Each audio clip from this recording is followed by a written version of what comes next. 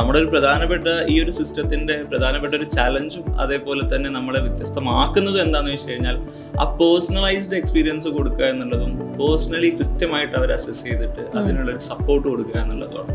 അപ്പോൾ അതിൽ കൃത്യമായിട്ടുള്ള ടെക്നോളജിക്കൽ സപ്പോർട്ട് യൂസ് ചെയ്തുകൊണ്ട് ഇതൊരു ഹൈബ്രിഡ് സിസ്റ്റത്തിലേക്ക് പോകും. അത് നമുക്ക് അവിടെ ഒരു ഹ്യൂമൻ ടച്ചിന്റെ ആവശ്യമുണ്ട്, ടെക്നോളജിക്കൽ അഡ്വാൻസ്മെന്റ് കൃത്യമായിട്ട് യൂസ് ചെയ്യുന്നതിൻ്റെ ഒരു ആവശ്യകതയുണ്ട് എന്നുള്ളതാണ്. അപ്പോൾ അതിൽ നമ്മൾ ആദ്യം ഒരു സ്റ്റുഡൻറ്റിനെ കൃത്യമായിട്ട് അസസ് ചെയ്യും. ഓരോരുത്തരും യുണീക്കാണല്ലോ. അപ്പോൾ അവരുടെ ലേണിംഗ് എൻവയോൺമെൻറ്റിലാണെങ്കിൽ പോലും അവരുടെ പ്രശ്നങ്ങളും യുണീക്കാണ്. ആ അസസ്മെൻറ്റ് സിസ്റ്റം കഴിഞ്ഞു കഴിഞ്ഞാൽ നമ്മളവർ കൃത്യമായിട്ട് ലിസണേഴ്സ് എന്ന് പറയുന്ന തന്നെ ഒരു ഗ്രൂപ്പ് ഓഫ് അല്ലെങ്കിൽ ഹാപ്പിനെസ് ഓഫീസേഴ്സ് എന്ന് പറയുന്ന ഒരു ഗ്രൂപ്പാണ്. അവരെ സബ്ജക്റ്റീവായിട്ട് കേൾക്കുകയും എക്സ്പീരിയൻസ് ചെയ്യും, അവരുടെ പ്രശ്നങ്ങൾ കൃത്യമായിട്ട് റൂൾ ഔട്ട് ചെയ്യും. അതൊക്കെ കഴിഞ്ഞിട്ട് ഒരേ കോമൺ ഏരിയാസിൽ സ്ട്രഗിൾസ് അനുഭവിക്കുന്നവരുണ്ടാവും. അവരെ നമ്മൾ കൃത്യമായിട്ട് ഗ്രൂപ്പ് സപ്പോർട്ടായിട്ട്, പിയർ ഗ്രൂപ്പ് സപ്പോർട്ടായിട്ട് ആ ഒരു രീതിയിലും സപ്പോർട്ട്